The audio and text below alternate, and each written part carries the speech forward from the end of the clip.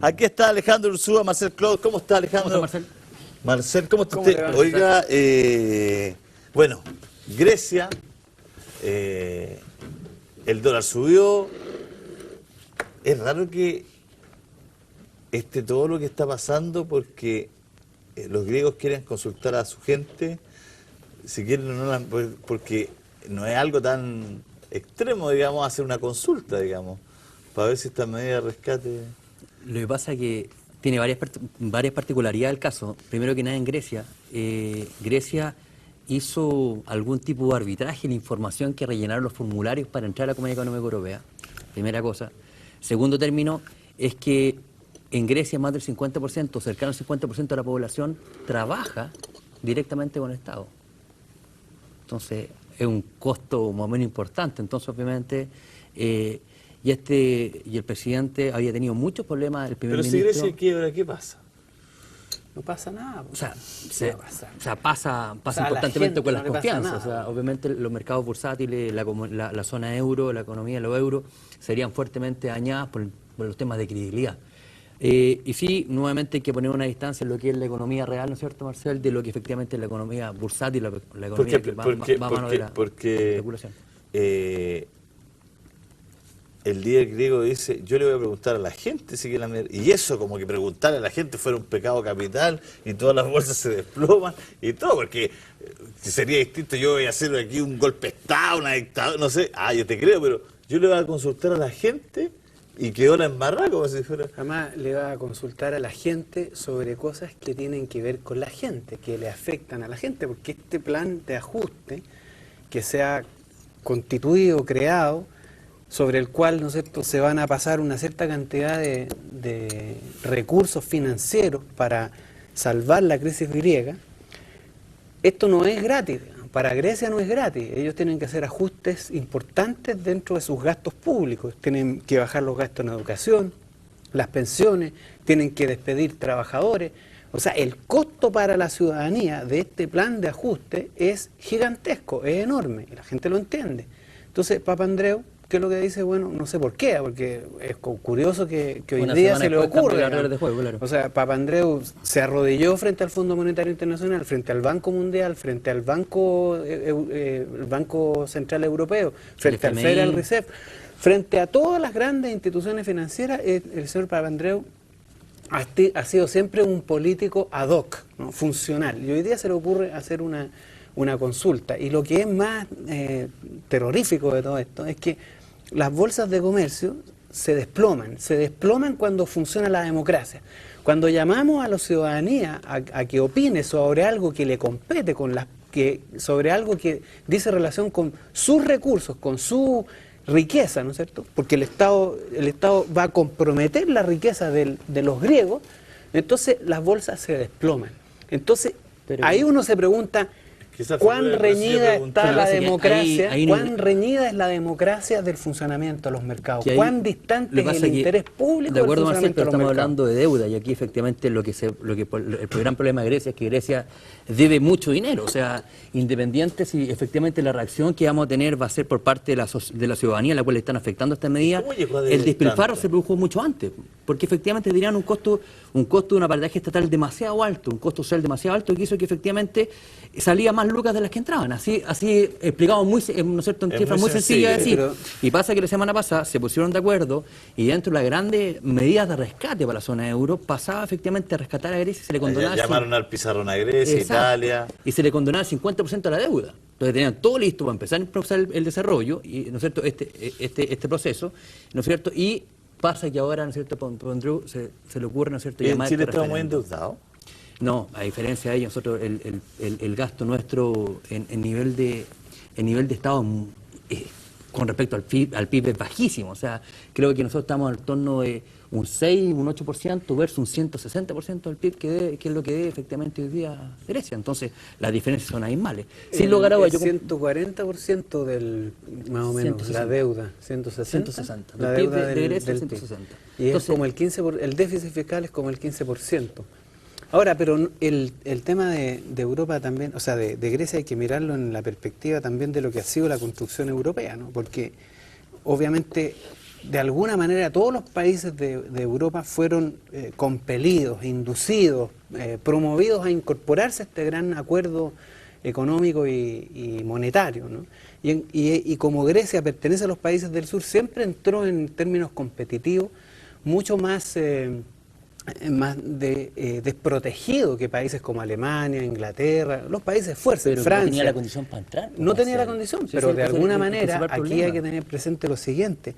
Aquí hubo una operación no solamente del Estado. Acuérdate que el Goldman Sachs, este gran banco, que el autor de la crisis financiera, fue el que hizo la operación de ingeniería financiera para ocultar y maquillar toda la situación del sistema griego. O sea, esto fue un acuerdo entre el Goldman Sachs y el Estado europeo.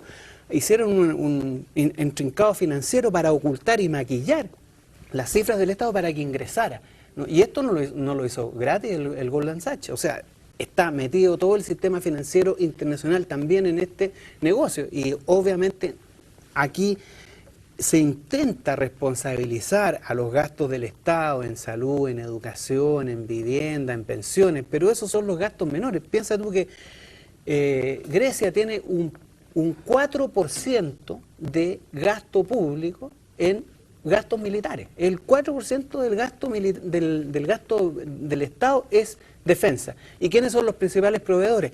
Estados Unidos, Francia, Inglaterra. Entonces, esta cosa de echarle la culpa a los gastos sociales, la educación, es una práctica muy recurrente en último tiempo, pero finalmente el problema de Grecia, como el problema de Europa, como el problema de Estados Unidos, dice relación con una banca que ha generado piensa tú que los bancos se endeudan con el Estado al 1% y le prestan a los estados al 4 o 5%. Marcelo, y esa deuda tiene que ver con gastos financieros que hay que pagarle a los bancos que están obviamente sobre representados en las decisiones políticas. Eso es parte del problema. Pero y Marcelo, es la gran parte del problema. Ahí yo discrepo un poco contigo porque la verdad yo no sé cuál era efectivamente la fuerza impulsora que buscaba efectivamente meter a Grecia dentro de las 27 economías más representativas de Europa, si efectivamente no iba a dar con el ancho manga. O sea, hoy día al primer apriete efectivamente empezó a hacer agua a este buque porque no estaba condicionado, no tenía el material para efectivamente poder resistir un oleaje mediano. Entonces, hay que tener cuidado, yo creo que efectivamente estamos...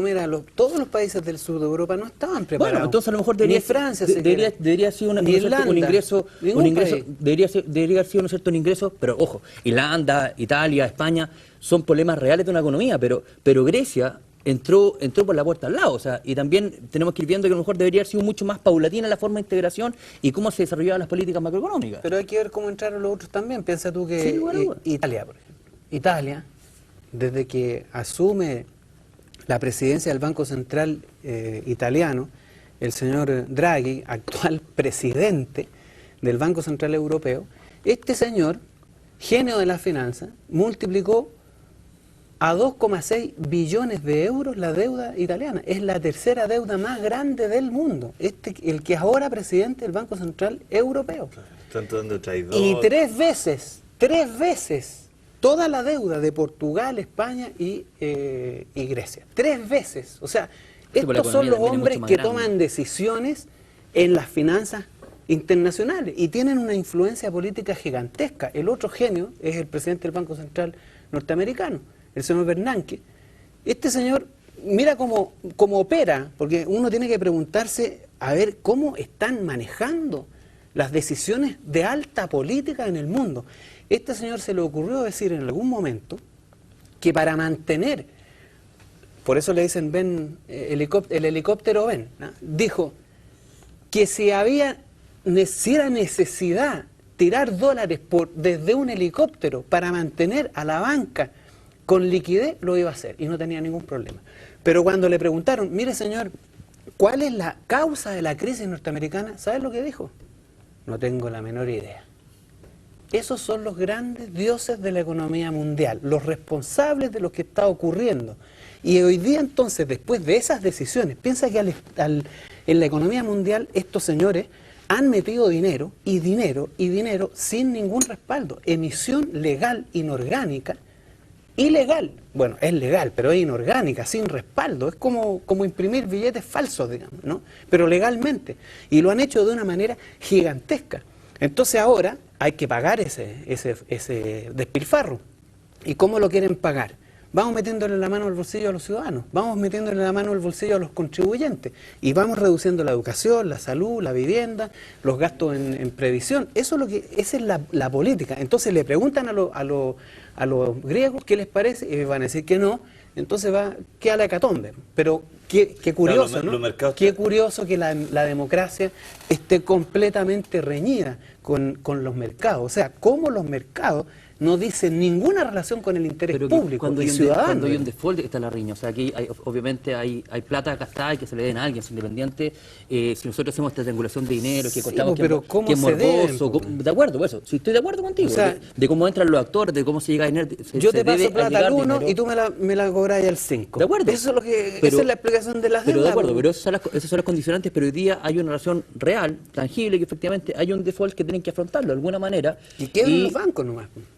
Eso es lo que tiene que ocurrir, que quiebren los bancos. Quiebra los bancos, quiebra la credibilidad y efectivamente ahí la crisis sí que sería mucho más... Que tú ¿Pero no la credibilidad no está media quebrada ya? Hace rato. O sea, está quebrada, pero hoy día hay especulación, pero la verdad que si llegan, si tú no efectivamente puedes llega a quebrar, pasarle sería mucho plata peor. a los bancos hoy día si siguen haciendo lo mismo. O sea, tú le dices, bueno, ok, vamos a sostener a los bancos, pero los bancos dejen de especular. Dejen de usar la plata para pagar altos salarios. Dejen de usar la plata para meterlo en derivados, en options, en instrumentos financieros altamente riesgosos. Dejen de hacer eso, pongan la plata en la economía real y yo me banco a la banca. Pero ¿por qué los estados, por qué las personas tenemos que salir a pagar las deudas de los bancos para que más encima sigan haciendo exactamente lo mismo? Sí, y no hay ninguna regulación hoy día que vaya a ponerle cota a la forma que operan los bancos especulativamente. Marcel, en ese sentido yo creo que estamos los dos absolutamente en línea, y también con lo que piensa Julio César. Hoy día efectivamente hay que dar una vuelta de tuerca al sistema financiero porque efectivamente nos está llevando a instancias de incobrabilidad en donde efectivamente están muy mermadas las confianzas. Pero en Chile, por ejemplo, Alejandro, ¿cuál es el nivel de deuda de los chilenos? ¿Vamos a llegar un día en que los chilenos no vamos a pagar? Sí, hacia el paso que vamos, sí, claro. Y si no por ejemplo, yo estoy a mí me sigue molestando un comentario que la otra vez tiró el ex ministro de Hacienda Andrés Velasco cuando dijo que, por ejemplo, el impuesto específico para los combustibles era un impuesto para los ricos, porque ellos eran los que tenían auto. Mi pregunta es, ¿cuánto ha crecido últimamente el parque automotriz en Chile en los últimos 5 años? Ha sido un crecimiento exponencial tremendo, en donde tenemos un transporte público eficiente. Si a mí, ¿no es cierto?, lo hablábamos fuera de pauta, si a mí me pusieran un buen transporte público, a lo mejor lo más probable es que me iría desde mi casa en transporte público a la oficina. Pero no es así. Lo que pasa es que ahí si Velasco... yo gano, dame un segundo para terminar de alinear la idea. Si a mí, por ejemplo, me pone hoy día, en vez de estar 815 pesos hoy día la benzina, de 95 octanos, me le llegan a subir a 2.000 pesos, ¿tú podrías seguir andando en auto? Yo creo que sí. Lo más probable es que sí. Entonces, para la persona que tiene un poco más de dinero, efectivamente, el que paga, el principio que tiene él para el tema verde, el que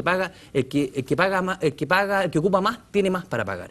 Pero te puedo asegurar que mucha gente de las que están dentro de este estudio rescindirían del uso del automóvil durante los días de semana y lo ocuparían solamente el fin de semana. Entonces, para ti, con mayor poder adquisitivo, resulta la gente que con mayor poder adquisitivo no sabe cuánto es la benzina. exacto, pero por lo mismo el tipo sería mejor, pues estaría lleno de externalidades positivas, pues, menos tacos, menos congestión, llego más rápido al trabajo, vías, ¿no es cierto?, las vías mucho más descongestionadas para andar. Pero, y lo que veníamos hablando ese día, hay que empezar a sacarle la pata al cogote a la clase media de endeudamiento, y uno de los temas prioritarios es ser capaces de poderle sacar el impuesto específico a los combustibles, generar la quiebra de las personas, que le podamos pedir plata a la misma FB, y generar una serie de instrumentos que de alguna manera el tema salud, el tema educación, que le permitan a la persona efectivamente vivir más holgadamente. Todo algo quería decir con el tema de... Lo que pasa es que Velasco... De Velasco. Bueno, Velasco. ¿Qué podemos decir de Velasco? ¿Ah? Que un ex ministro de Hacienda. Siempre ha sido un desubicado políticamente, quiere ser candidato a presidente. Parece que no mira las encuestas, no percibe el ritmo del descontento. Bueno, él lo que hace es una cosa bastante poco honesta, porque él en el fondo usa el argumento de los impuestos verdes. ¿Cuál es el argumento de los impuestos verdes? Mira, nosotros queremos ponerle impuesto a aquellos productos que son altamente contaminantes. Y la benzina, la emisión de CO2 es contaminante. contribuye al problema atmosférico en Santiago, al cambio climático y toda esa historia, ¿ya? Destrucción del planeta. Etcétera. Entonces, bueno, perfecto, buen argumento, ¿no? Castiguemos el uso del automóvil privado, pero no es así nomás la política. O sea, castiguémoslo, pero también generemos la alternativa. Yo aplico impuestos, recaudo esos impuestos, los invierto en un sistema de transporte público accesible a la ciudadanía, no como el Transantiago, que es ineficiente y caro más encima, ¿no? Entonces, no es completo el planteamiento. Él diría, bueno, ok, mantengamos el impuesto, pero además dentro de eso tú tienes que hacer otras salvedades, aplicarlo estrictamente al transporte privado, no al transporte público. O sea, tenés que subvencionar al transporte público para que pueda hacerse cargo de esos impuestos. Tienes que además reducir el impacto que pueda tener sobre los alimentos. Marcel, ¿cuántos grados Celsius había en el metro en junio? No, horrible. Entonces, ¿te acuerdas, no? Para que 28 grados. Para que funcione para que sea legítima la mantención del impuesto a la benzina, tienen que pasar esas otras cosas. Transporte privado, transporte público, eficiente, de buena calidad, eficiente, barato además. Tiene que reducirse el impacto que tiene el impuesto a las gasolinas sobre el impacto sobre los alimentos, por ejemplo, lo que es el transporte de mercadería. Tiene que reducirse el impacto que tiene sobre el mismo transporte público. Entonces, no es solamente un nivel de argumentación. Yo estoy de acuerdo con que el impuesto a las gasolinas tiene que mantenerse en la medida que sea un eficaz desincentivador del transporte público, del transporte privado, quiero decir. Pero, para que sea eficaz, tiene que también ser un incentivo al transporte público y tiene que usarse esos recursos para mejorar el transporte público. Pero siendo el principal fomentador del uso del automóvil particular fue, ¿no es cierto?, la implementación del Transantiago en Chile. O sea, claro, es un tema absolutamente ineficiente.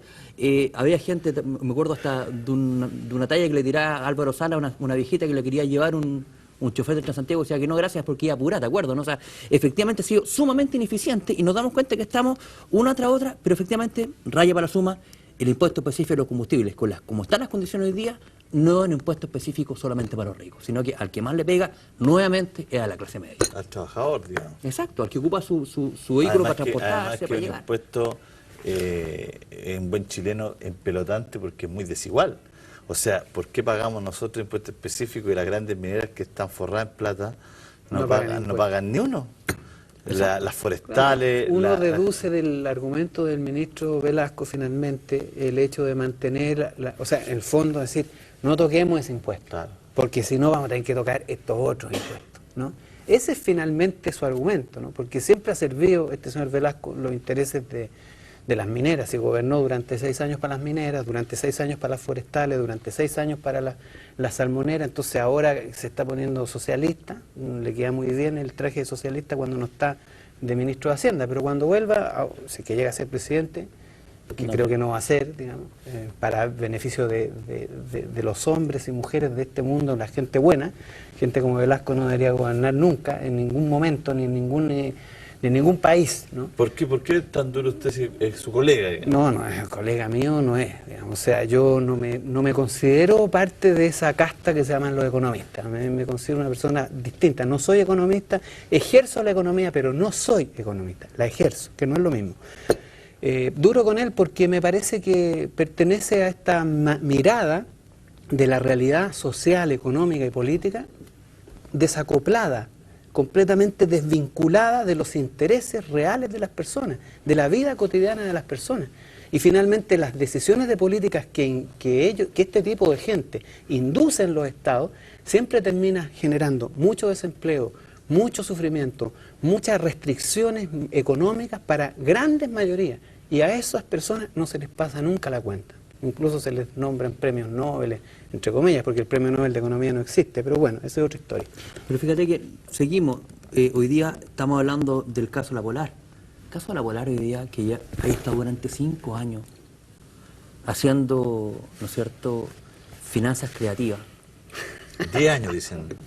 Dejémoslo 5, que ya es suficientemente grande. Y resulta que aquí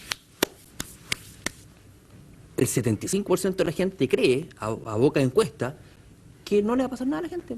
a esta gente. Pero además es brutal porque durante 10, 8, 5 años, perdiendo 100 millones Y se transaba en bolsa. anuales y que nadie supiera, o sea, alguien tiene que haber sabido. O sea, se O transaba sea, en ellos bolsa, sabían habían y bonos. los fiscalizadores, y todos deben haber sabido. Si el mercado chileno, los que toman las decisiones, serán ¿cuánto? ¿2.000, 3.000 personas? Deben saber. El problema es que todos van en la pasada, porque obviamente cuando la Polar ponía sus acciones y mostraba sus balances extraordinarios, las acciones subían. Entonces atraían muchos recursos desde distintos ámbitos de la economía, entre otras real, y de la banca, y del Banco Central, qué sé yo, porque todas estas platas salen de algún lado.